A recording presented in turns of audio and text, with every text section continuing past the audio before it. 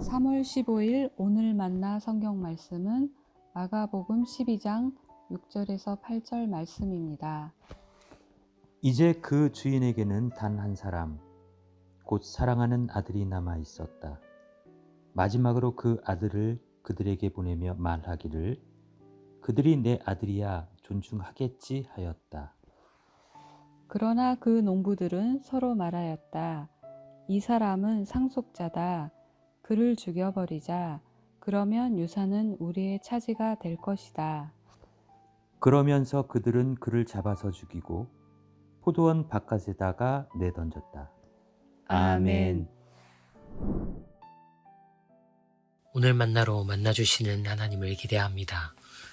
유월절기 예루살렘을 찾은 예수와 제자 공동체는 열렬한 환영을 받은 입성 이후 지지자와 적대자들이 혼재한 공기 속에서 일정들을 소화합니다.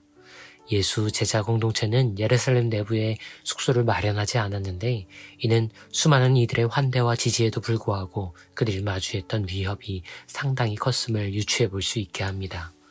예수 제자 공동체의 우호적이었던 이들은 그들을 지켜줄 정도의 의지와 힘이 응결되지 않았지만 적대적이었던 이들은 그들을 해하려는 의지와 이를 실천할 수 있는 힘을 가지고 있었지요.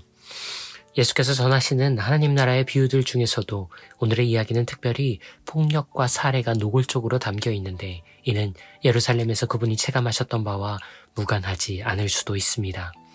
예수는 당신을 비판하고 논쟁을 일삼았던 이들의 눈동자에서 적들을 넘어선 사의를 감지하며 이 포도원 이야기를 들려주셨을지도 모릅니다. 어떤 이가 포도원을 마련합니다. 그는 포도원의 울타리를 치고 즙을 짤 틀을 만들고 망대를 세웁니다. 제대로 모양을 갖추자 포도원 주인은 농부들을 고용하여 그들에게 포도원을 맡기고 먼 곳으로 떠납니다. 시간이 흘러 포도원이 어느 정도 생산이 가능해진 시점이 되었습니다. 포도원 주인은 관리 자격의 대리인을 보내 생산량의 일부를 요구합니다. 그런데 포도원 농부들이 그 대리인을 구타하고 쫓아버립니다. 포도원 주인은 당황하여 이번에는 보다 신뢰할 만한 다른 대리인을 보냅니다. 그러자 포도원 농부들은 폭력의 수위를 더 높입니다. 머리를 가격하고 이번에는 그를 능욕하여 돌려보냅니다. 포도원 주인은 거듭해서 사람을 보냅니다. 결국 포도원 농부들은 주인이 보낸 대리인들을 죽이는 지경에까지 이릅니다. 많은 이들이 포도원을 방문했다가 어려움을 당하고 돌아오거나 영영 복귀하지 못했지만 포도원 주인은 포기하지 않습니다. 포도원 주인은 이 농부들이 다른 이는 몰라도 나의 아들만은 어려워하고 존중할 것이라는 기대를 걸고 아들을 보내기로 결정합니다. 그리고 그 기대는 여지없이 박살납니다. 농부들은 아들이 찾아온 것을 보고 포도원 주인이 사망했거나 변고가 났다고 추측했던지 상속자인 아들마저 죽이면 이 포도원을 완전히 차지할 수 있을 것이라 오판합니다. 포도원 농부들은 포도원 주인의 아들을 살해하고 그의 시체를 포도원 멀리 유기합니다. 이 기묘한 포도원 이야기는 아들마저 잃은 주인이 이제 직접 방문하여 농부들에게서 포도원을 빼앗을 뿐만 아니라 피해 대가를 치르게 하고 포도원을 다른 이들에게 맡길 것이라는 미래를 내다보며 마무리됩니다. 포도원과 주인 그리고 농부들의 이야기는 비교적 난해하지 않은 하나님 나라 비유입니다. 성서의 예언 전통은 곳곳에서 이스라엘을 하나님의 포도원으로 표현합니다. 포도원 주인은 하나님으로, 포도원 농부들은 이스라엘을 이끌었던 종교, 정치, 경제적 지도자들로 이해됩니다. 포도원 주인의 대리인들은 이스라엘의 사랑과 공의에 합당한 열매를 요구했던 예언자들이며 끝내 살해당하고 버려진 아들은 십자가에서 최후를 맞게 될 예수 그리스도를 의미하겠지요.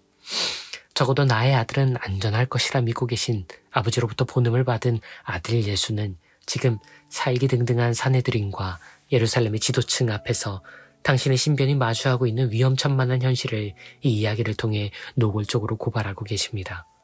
그로부터 며칠 뒤 아버지의 그와 같은 기대는 무너져 그의 아들은 참혹하게 살해되어 그 도시의 외곽에서 버려진 주검이 될 것을 오늘의 우리는 이미 알고 있습니다.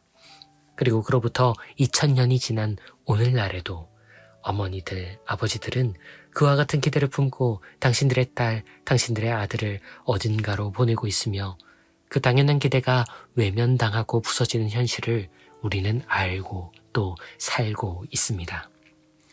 김미숙 어머님과 김혜기 아버님은 아들이 근무하는 화력발전소가 당연히 안전하게 그를 집으로 돌려보내줄 것을 기대하고 출근길에 인사를 나누었을 겁니다. 고된 일과 작업이었겠지만 그만큼 더 안전에 신중을 기할 것이라고, 위험할수록 더 많은 사람들의 관리 감독과 도움이 있을 것이라고, 사람의 안위와 생명이 비용이나 이윤보다 더 앞서 보장될 것이라고 기대하며 하나뿐인 아들을 믿고 그곳에 보냈을 겁니다. 하지만 어느 추운 겨울날 새벽, 어머니와 아버지의 그런 기대는 산산이 조각납니다. 아들은 석탄 이송용 컨베이어 벨트의 상태를 점검하던 중 벨트와 롤러 사이에 끼어 사망했습니다. 2인 1조로 수행되었어야 할 작업이었음에도 CCTV로 현장을 관리 감독하고 화면 기록을 남겨두었어야 함에도 바로 얼마 전 유사한 사고가 발생해서 그 어떤 때보다 더 안전관리에 유의해야 했음에도 그 모든 기대는 무시된 채 아들 고 김용균 씨는 24살의 12월 11일 이후로는 그를 기다리는 어머니와 아버지의 품에 돌아올 수 없었습니다. 오늘 우리가 마주하는 존재의 이면에는 나의 딸, 나의 아들이 존중받고 안전할 것을 요구하는 수많은 어머니와 아버지, 그리고 하나님의 당연하지만 자주 외면되는 기대가 있습니다. 사람의 안전보다 당장 눈앞의 이익 때문에, 위험을 외주화하려는 무책임과 비용 절감의 논리 때문에, 설마 그런 일이 일어나겠냐는 무관심의 방임과 무대책의 태도 때문에 그 기대들은 부서지곤 합니다. 누군가의 괴롭힘과 폭언 때문에, 지켜져야 할 관계적 경계와 성적 존엄성의 훼손 때문에, 손님으로서 고객으로서 요구할 수 있는 바를 비상식적으로 부풀린 갑질 때문에 그 기대들은 박살나곤 합니다. 포도원과 주인 그리고 농부들의 이야기를 듣던 중 사내들인과 예루살렘 지도자들은 얼굴색이 변했을 겁니다. 그들은 이 이야기가 무엇을 말하고 있는지를 눈치챘기 때문이지요. 반면에 오늘 우리는 이야기를 들으며 너무 평온한 얼굴, 그저 거룩한 표정인 것은 아닌지요. 우리가 마주하는 누군가에게서 그녀 혹은 그의 부모와 가족의 기대를 단 한 조각도 훼손하지 않았다고 말할 수 있나요? 우리가 대면하는 누군가를 하나님의 따님과 하나님의 아드님으로 대우하고 존중했다고 떳떳하게 외칠 수 있나요? 우리가 이루어낸 교회가 예수와 그의 제자들이 그저 머무를 수 없었던 곳, 낯선 이들이 오래 머물러서는 안 될 곳이었던 예루살렘이 아니라고 말할 수 있나요? 우리가 살아가는 2024년의 대한민국이 누군가는 상처 입고 누군가는 위태롭고 누군가는 죽어나가는 그런 포도원이 아니라고 외칠 수 있나요? 이 대답하기 어려운 질문들 앞에, 그리고 우리 곁에 당신의 따님과 아드님을 보내신 그분의 기대 앞에 스스로와 교회의 현실을 비춰보는 오늘 하루가 되기를 바랍니다.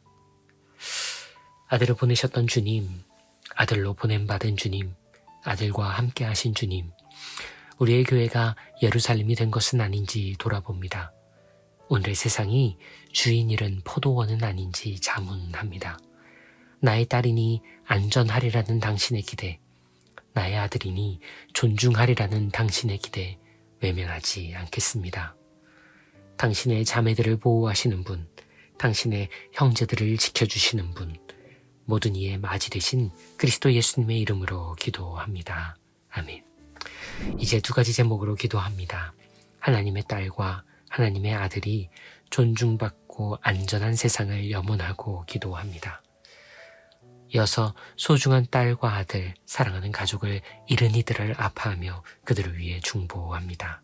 기도하신 후에 개인의 기도로 경건을 이어갑니다.